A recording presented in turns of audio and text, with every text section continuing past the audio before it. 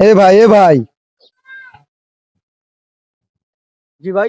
হ্যাঁ ভাই, এত সুন্দর পোশাক পরে আপনি কোথায় যাচ্ছেন? আসলে ভাই আমি তো জিমে যাচ্ছিলাম আর কি। আপনারা গ্রামের ক্ষেত মানুষ এগুলো বুঝবেন না। ও, জিমে? ও ভাই এই জিম মানে কি? খেতে চাষ করা? আহ, গ্রামের মানুষ।